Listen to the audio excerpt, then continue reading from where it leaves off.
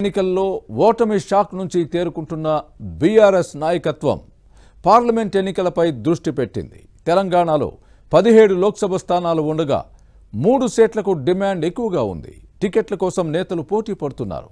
ఆశావహులు ఎవరికి వారు తమ ప్రయత్నాలను ముమ్మరం చేశారు. ఇంతకీ ఆ 3 స్థానాలు ఏవి? రేసులో ఉన్న నేతలు ఎవరు? టికెట్ల కోసం పోటీ పెరగడానికి కారణమేంటి?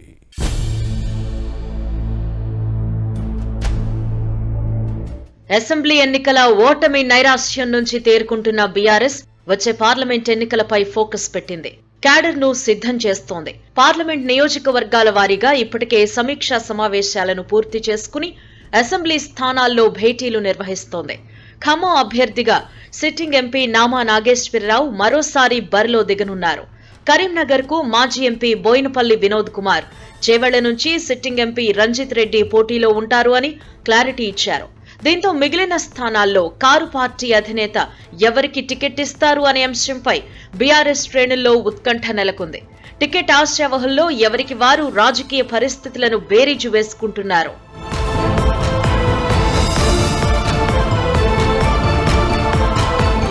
తెలంగాణలో మొత్తం 17 లోక్సభ స్థానాలున్నాయి.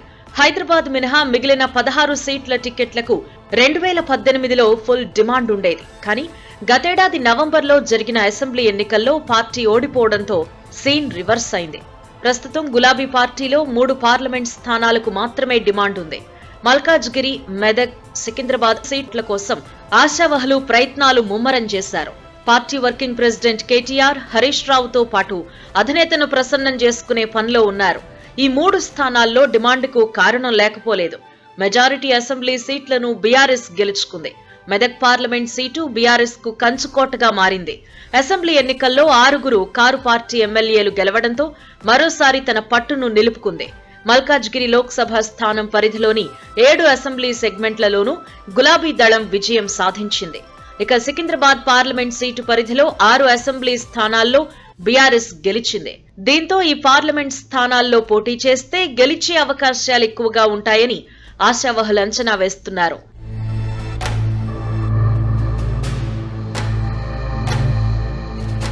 ఇక 2018 అసెంబ్లీ ఎన్నికల్లోనూ సికింద్రాబాద్ పార్లమెంట్ సీటు పరిధిలో బీఆర్ఎస్ 6 అసెంబ్లీ స్థానాలను గెలుచుకుంది. కానీ 2019 లోక్సభ ఎన్నికల్లో మాత్రం అక్కడి నుంచి బీజేపీ అభ్యర్థి కిషన్ రెడ్డి గెలిచారు.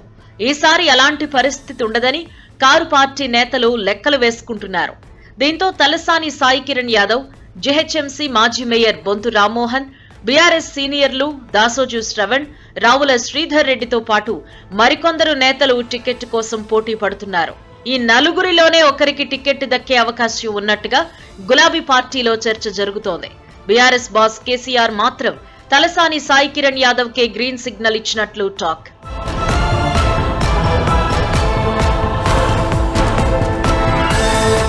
ఇక దేశంలోనే అతిపెద్ద పార్లమెంట్ నియోజకవర్గంగా ఉన్న మల్కాజ్గిరి పార్లమెంట్ స్థానం నుంచి టికెట్ కోసం బీఆర్ఎస్ లో పోటీ ఎక్కువగా ఉంది.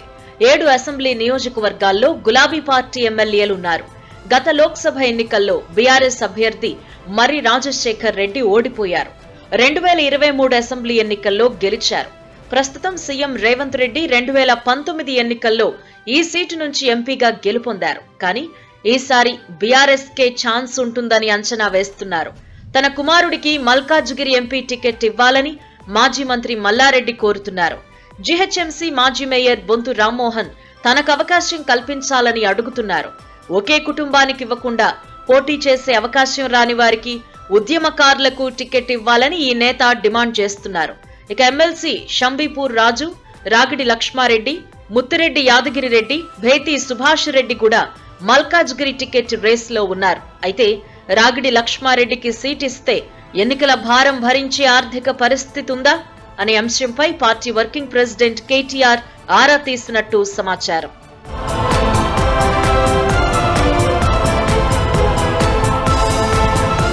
మరోవైపు మెదక్ టికెట్ కోసం పలువురు నేతల పేర్లను పార్టీ అధినాయకత్వం పరిశీలిస్తోంది.